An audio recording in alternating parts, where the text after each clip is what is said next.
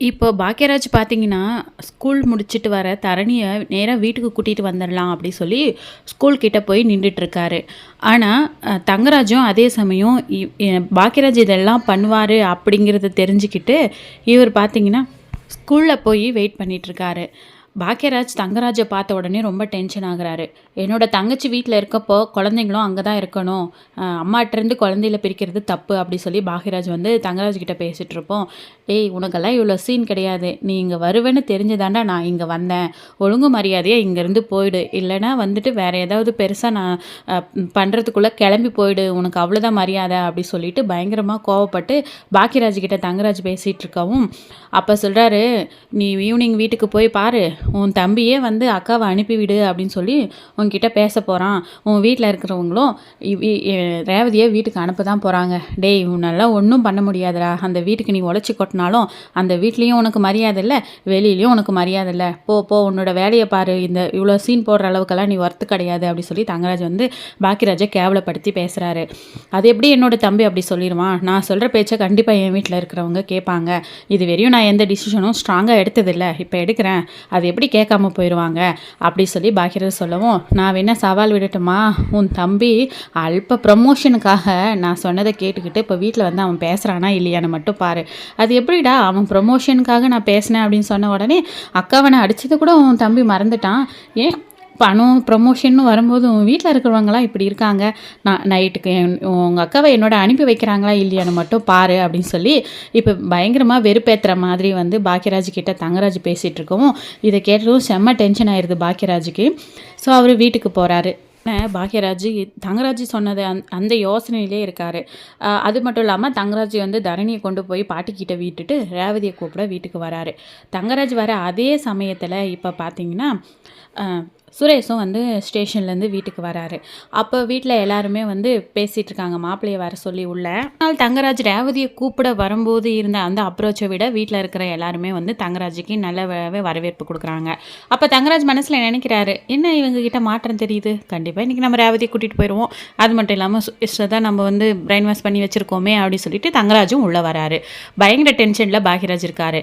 இப்போ நான் ரேவதியை கூட்டிகிட்டு போகிறேன், அதை கூட்டிகிட்டு போகிறது தான் வந்தேன், தரணி கேட்டுக்கிட்டே இருக்கான் மாமா அப்படி சொல்லி தங்கராஜ் சொல்லவும், ரேவதியை வந்து ராகவன் கூப்பிட்றாரு, வாமா ரேவதி, மாப்பிள்ளை வந்திருக்காரு, இதெல்லாம் ஒரு பிரச்சனையா, இந்த மதிக்காக நீங்கள் 2 பேரும் எதுக்குமா சண்டை போட்டுக்கணும், நீ மாப்பிள்ளை கூட போகிறதாமா கரெக்டாக இருக்கும், அப்பா அம்மா எது சொன்னாலும் உனக்கு கரெக்டாக தாம்மா இருக்கும் அப்படி சொல்லிட்டு இருக்காங்க. கோவமா, நான் தான் வரலன்னு சொல்லிட்டேன், என் அண்ணன் கூப்பிட்டதும் வந்துட்டேன், எதுக்கு நீங்கள் மாறி மாறி ரொம்ப நல்லவங்க மாதிரி வீட்டுக்கு வந்துட்டு இருக்கீங்க, உங்களால் எங்கள் வீட்டில் இருக்கிறவங்களுக்கு பிரச்சனை, நீங்கள் உங்கள் வீட்டு பிரச்சனை உங்கள் குடும்பம்னு பார்த்துட்டு இருந்தால் பரவாயில்ல, மதியோட வேலை விஷயத்தில் தலையிட்டது தப்பு தானே அப்படி சொல்லவும் பாக்யராஜுக்கும் ரொம்பவே ஷாக்கிங்காக இருக்குது. என்னடா இது திடீர்னு இந்த விஷயத்தில் மதியை இழுக்கிறாங்களே அப்படி சொல்லிட்டு, மதியை ஏன் இழுத்து பேசிகிட்டு இருக்க அப்படின்னு ரேவதி கிட்ட கேட்கவும், அப்போ ராகவனும் ராஜலட்சுமி சொல்கிறாங்க, அந்த மதி இந்த வீட்டுக்குள்ளே வந்ததுலேருந்து தானே எல்லா பிரச்சனையுமே ஆரம்பிச்சிச்சு, இந்த பிரச்சனைக்கும் காரணம் ஆவதான் அப்படி சொல்லவும் சுரேஷ்க்கும் ரொம்ப ஷாக் ஆகுது. ஓ, இந்த பிரச்சனை வந்ததே மதியால் தான் அப்படிங்கிற விஷயமே இந்த வீட்டில் இருக்கிறவங்களுக்கு தெரியல போல இருக்கே, ஐயோ இது தெரிஞ்சிருந்தா நம்ம வேறு மாதிரி ஹேண்டில் பண்ணியிருக்கலாமே, அதை விட்டுட்டு சுரேஷ் கிட்ட போய் வாலண்டியாக நம்ம இறங்கி பேசுகிற மாதிரி ஆயிடுச்சு ஐயோ அப்படிங்கிற மாதிரி தங்கராஜ் ஒரு பக்கம் யோசிச்சுட்டு இருக்காரு.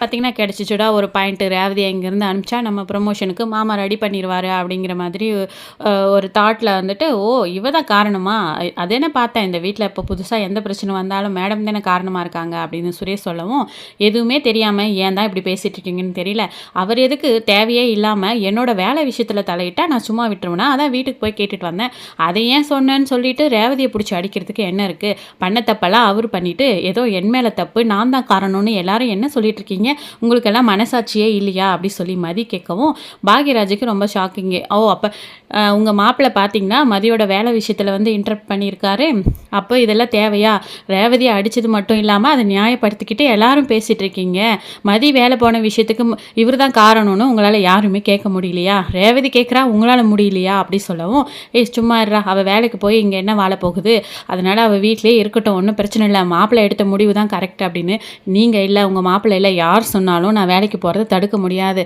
அதை விட சூப்பரான ஒரு வேலையை காட்டி அவர் முன்னாடி நான் போக தான் போகிறேன்னு சவால் விட்டுருக்கேன். உங்ககிட்டயே நான் சவால் விடுறேன். வேலைக்கு போகிறத யாராலையும் தடுக்க முடியாது அப்படின்னு மதி சொல்கிறாங்க. சுரேஷ் சொல்லிட்டு இருக்காரு, அக்கா நீ இங்கே இருக்கிறதெல்லாம் சரியாக வராதுக்கா. மாமாவோட கிளம்பி போ. உன்னோட வாழ்க்கையை ஏன் கணக்கு எடுத்துக்கிற இவளுக்காக அப்படின்னு சொல்லிட்டு இருக்காங்க. டேய் சும்மா இருறா. நான் வந்து மதிக்காக சப்போர்ட் பண்ணி நான் கேள்வி கேட்குறேன். அது கூட ஒரு புருஷனாக இருந்துட்டு நீ கேள்வி கேட்க மாட்டியாடா சுரேஷ் அப்படி சொல்லிட்டு இருக்காங்க. உடனே பாக்கியராஜ் செம்ம டென்ஷன் ஆகுறாரு.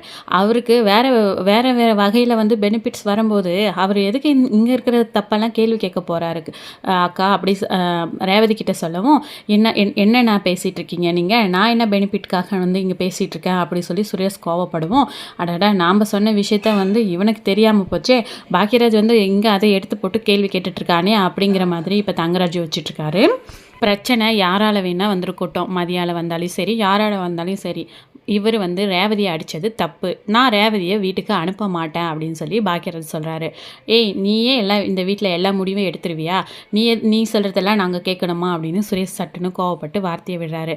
டேய் சுரேஷ் அமைதியாடுறா, இவ்வளோ பெரிய வார்த்தையெல்லாம் நீ பேசக்கூடாது அப்படின்னு ராகவன் ராஜலக்ஷ்மி எல்லாரும் தடுக்க போய், அப்போது யார் சொல்கிறத இந்த வீட்டில் இருக்கவங்க கேட்கணும், எல்லாத்தையும் பண்ணுறதுக்கு தான் நான் ஆள், அப்போ நான் எதுவுமே பேசக்கூடாதா, இந்த வீட்டில் எனக்குன்னு எந்த ரைட்ஸும் இல்லையா, நான் யாருக்காகவும் நான் வந்து நல்லது பேசக்கூடாதா அப்படி சொல்லி பாக்கியராஜ் கேட்கவும், இந்த வீட்டில் இந்த விஷயம் ரொம்ப பெருசாக போதே, நாம் எதிர்பார்த்ததை விட அப்படி சொல்லி தங்கராஜ் ஒரு பக்கம் யோசிக்கவும், உடனே ராஜலக்ஷ்மி ஆரம்பிச்சிடுறாங்க. உனக்கு இப்போ சந்தோஷமாக இருக்காமா மதி, நீ வேலைக்கு போய் இந்த வீட்டில் இருக்கிறவங்க அதுக்காக சண்டை போட்டு என் பொண்ணோட வாழ்க்கைக்கு கேள்விக்குறி ஆனது மட்டும் இல்லாமல் இப்போ அண்ணனுங்க தம்பிகளுக்குள்ளே சண்டை வச்சுட்ட பரவாயில்லையா அப்படி சொல்லி அந்த பழியை தூக்கி மதி மேலே போடுறாங்க. என்ன நினச்சிட்ருக்கீங்க நீங்கள், உங்கள் பொண்ணுக்கும் சப்போர்ட் பண்ண மாட்டேங்கிறீங்க, வீட்டுக்கு வந்த மருமகளுக்கும் சப்போர்ட் பண்ண மாட்டேங்கிறீங்க, உங்களோட ஆதிக்கமான இந்த புத்திக்காக நீங்கள் எதை வேணும்னாலும் பண்ணுவீங்களா அப்படின்னு மதி கேட்கவும், இங்கே பாரு தங்கச்சி இங்கே தான் இருப்பா, அவ வந்து போகணும் அப்படின்னு யார் சொன்னாலும் அந்த பேச்சை நான் கேட்குறதா இல்லை, மாமா பண்ணது தப்பு, தங்கராஜ் இதுக்காக நிறைய வந்து பனிஷ்மெண்ட் அனுபவிச்சு ஆகணும், தரணியை கூட்டிகிட்டு வந்து இங்கே விட்டுட்டு அவர் வேலையை பார்க்க சொல்லு, ரேவதியெல்லாம் அனுப்ப முடியாது அப்படி சொல்லி ரொம்ப ஸ்ட்ராங்காக பாக்கியராஜ் நிற்கவும், இப்போவே ரேவதிக்கே என்ன பண்ணுறதுன்னு தெரியாத அளவுக்கு போயிடுச்சு. அண்ணா வாண்ணா உங்ககிட்ட உள்ளே கொஞ்சம் பேசணும், நீ இவ்வளோ டென்ஷன் ஆகக்கூடாதுன்னு அப்படி சொல்லி இப்போ ரேவதி பார்த்தீங்கன்னா பாக்கியராஜுக்கு உள்ளே கூட்டிகிட்டு போகிறாங்க.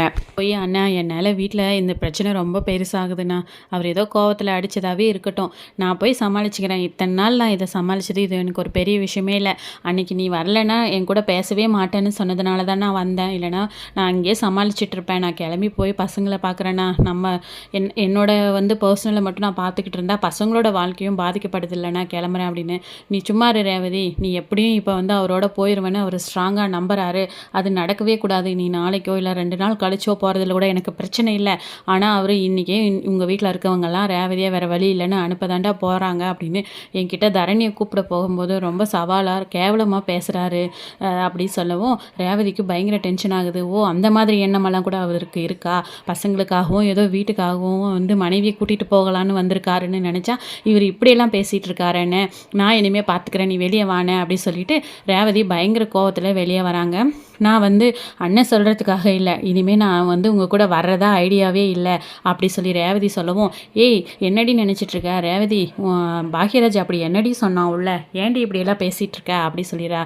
ராஜலக்ஷ்மி கேட்கவும், மலர் மதி எல்லாருமே ஏன் ரேவதி அப்படி சொல்கிறேன், நீ இப்படியெல்லாம் முடிவெடுக்கக்கூடாது, ஏதோ நான் வந்து பேசினது தப்பு தான், நீங்கள் அதை என்கிட்ட கன்வே பண்ணதான் நான் உடனே இப்படியெல்லாம் ஹேண்டில் பண்ணியிருக்கக்கூடாது, ஆனால் நீ போய் உன்னோட வாழ்க்கையை பார்க்கணும் அப்படின்னு மதி சொல்கிறாங்க. என்ன மதி எது சரி தப்பு அப்படின்னு சொல்லிட்டு ரைட்ஸ் பேசிகிட்டு இருக்க, நீயே இன்னைக்கு இப்படி சொல்கிறியே சரியா, பொம்பளைங்கன்னா என்ன அவ்வளோ கேவலமா, இவங்க வந்து அடிச்சிருவாங்க, வீட்டுக்கு வந்த உடனே என்ன மறுநாளே வந்து வேலைக்காரி இல்லை அப்படி சொல்லி கூப்பிட்ற மாதிரி கூப்பிடுவாங்க, நான் போயிடணுமா, பசங்களை என்ன நான் ஒரு பிள்ளையை பார்த்துக்கிறேன் அவர் ஒரு பிள்ளையை பார்த்துக்கிட்டோம், நான்லாம் போகிற மாதிரி இல்லை, என் அண்ணன் சொல்கிறதா கரெக்டு அப்படின்னு சொல்லவும், உள்ளே என்ன நடந்திருக்குன்னு தெரியலையே, இவ இவ்வளோ போஸாக பேசுகிறாளே அப்படின்னு தங்கராஜும் யோசிக்கிறாரு. ஒருவேளை நம்ம இவங்கிட்ட விட்ட சவாலை வந்து பாக்கியராஜ் வந்து ரேவதி கிட்ட சொல்லியிருப்பானோ அப்படின்னும் தங்கராஜ் யோசிக்கிறாரு. இப்போ உடனே சுரேஷ் நினைக்கிறாரு, என்னென்ன நீ பண்ணிட்டு இருக்கிறதெல்லாம் சரியா, ரேவதி இங்கே இருந்தால் அது சரியாக வருமா அப்படி சொல்லி கொஞ்சம் காமாக பேசுகிறாரு. டேய் நீ எல்லாம் வந்து தங்கச்சி மேலே அக்கா மேலே இருக்கிற பாசத்தில் பேசுகிற மாதிரியா பேசிகிட்டு இருக்க, உனக்கு உன்னோட சுயநலம் முக்கியம், அதுக்காக இங்கே வந்து பேசிகிட்டு இருக்க அப்படின்னு தாக்கி பேசவும் சுரேஷ்க்கு ஒரு மாதிரியாக இருக்குது. ஒருவேளை மாமா வந்து பேசிட்டு போன விஷயம் இவனுக்கு தெரிஞ்சிருக்குமோ, என்ன இவன் சட்டுன்னு அதையே பேசிகிட்டு இருக்கானே அப்படிங்கிற மாதிரி சுரேஷ் யோசிச்சுட்ருக்காரு.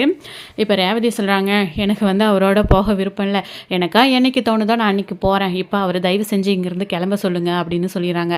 எல்லாருக்குமே ரொம்பவே ஷாக்கிங்காக இருக்குது. அதுக்கப்புறமா ரேவதி உள்ளே போயிடுறாங்க. உடனே ராஜலக்ஷ்மி அவங்க புராணத்தை ஆரம்பிச்சிட்டாங்க. ரேவதி எவ்வளோ அமைதியாக அவளோட குடும்பம் உண்டு அவள் உண்டுன்னு இருந்தா. இந்த மதி வந்ததும் மலரும் அவள் இஷ்டத்துக்கு பேச ஆரம்பித்தா, ஆட ஆரம்பித்தா. இப்போ ரேவதி இப்படியெல்லாம் சொல்லுவான்னு நான் எதிர்பார்க்கவே இல்லை. பசங்களோட லைஃப் கூட முக்கியம் இல்லை அப்படி சொல்லி பேசுகிறது எனக்கே ரொம்ப ஷாக்கிங்காக இருக்குது அப்படிங்கிற மாதிரி ராகவன் கிட்ட சொல்லிட்டு இருக்காங்க. ஸோ இப்போ வந்து மாப்பிள்ளை கூட வந்து சட்டுன்னு மதியோட வேலை விஷயத்தில் வந்து தலையிட்டது தப்போன்னு தோணுது. இந்த விஷயம் இவ்வளோ பெருசாக ஆகுதே அப்படி சொல்லவும், அப்போது ஒரு விஷயத்துக்காக போராடினா அதில் இருக்கிற சரி தப்பெல்லாம் ரொம்ப லேட்டாக தான் வீட்டில் இருக்கிறவங்க வந்து புரிஞ்சு பேசுவாங்க அப்படிங்கிற மாதிரி ராகவன் பேசிகிட்டு இருப்பார். இப்போ வந்து ரேவதியை கூட்டிகிட்டு போகாத உடனே தரணியும் வீட்டில் எங்கப்பா அம்மாவை கண்டிப்பாக கூட்டிகிட்டு வந்துடுறேன்னு சொல்லிட்டு போனீங்களே எங்கே காணுமே அப்படி சொல்லவும் வந்து தங்கராஜ் அப்படியே பதட்டமாக நிற்கிறாரு. டேய் என்னடா ஆச்சு, அவளை இப்போ கூட்டிகிட்டு வந்தால் தாண்டா சரியாக வரும், இல்லைனா அவளாம் அடங்க மாட்டா மதிக்க மாட்டா, நாம் தான் இறங்கி போகிற மாதிரி இருக்குன்னு சொன்னேன். நீ இப்போவும் வந்து வெறும் கையோடு வந்துட்டுருக்கே, உன் வீராப்பெல்லாம் வாயில் தானா, எதுவுமே அங்கே உன்னால் சாதிக்க முடியலையா அப்படிங்கிற மாதிரி தங்கராஜோட அம்மா கேட்கவும் தங்கராஜ் வந்து பயங்கரமாக கோவப்படுறாரு. அந்த பாக்கியராஜ் தான் ரொம்ப ஸ்ட்ராங்காக இருக்கானே, அது அவனுக்கு ஃபினான்ஷியலாக அஃபெக்ட் ஆகிற மாதிரி ஏதாவது ஒன்று பெருசாக செய்யணும், என்ன செய்கிறதுன்னு தான் யோசிச்சுட்ருக்கேன். எல்லா பிரச்சனையும் அவனால தான். இந்த ரேவதி வந்து அவ்வளோ கொழுப்பு பண்ணி ஆடிட்டுருக்கான்னா அதுக்கு காரணம் அவன் தான். ஆனால் முதல்ல பாக்கியராஜுக்கு, ரெண்டாவது மதிக்கு, இவங்க 2 பேருக்கும் பெருசாக நான் ஏதாவது ஒன்று செய்யணும். நான் ரொம்ப காயப்பட்டுட்டேன் அவங்களால, இதுக்கு மேலேயும் அவங்கள நான் சும்மா பார்த்துட்டு இருக்க மாட்டேன் அப்படிங்கிற மாதிரி பாக்கியராஜ் மேலே இருக்கிற கோவத்தையும் மதி மேலே இருக்கிற கோவத்தையும் தங்கராஜ் பயங்கரமாக வெளிப்படுத்திட்டு இருக்காரு. என்ன பண்ண போறியோ போடா, முதல்ல உன் பொண்டாட்டி கொண்டு வந்து வீட்டில் விடு, பிள்ளைங்கள்லாம் மனைவி பிள்ளைங்க அப்படின்னு வீட்டில் இருந்தாண்டாண்டா உனக்கும் ஒரு ஆம்பளைன்னு மரியாதையாக இருக்கும். அவள் அம்மா வீட்லேயும் நீங்கள் விளாத்திட்டு இருந்தா எவன்டா உன்னை மதிப்பான், எவ்வளோ பணம் காசு இருந்தாலும் குடும்பம்னு ஒன்று இருந்தாண்டாண்டா ஒருத்தனுக்கு மரியாதை பார்த்து செய்ய அப்படி சொல்லிட்டு இருக்காங்க. தங்கராஜ் பார்த்தீங்கன்னா பயங்கர பிளானோட இருக்காரு. இனி வரப்போகிற எபிசோடில் என்னெல்லாம் நடக்க போகுது அப்படிங்கிறத வெயிட் பண்ணி பார்க்கலாம்.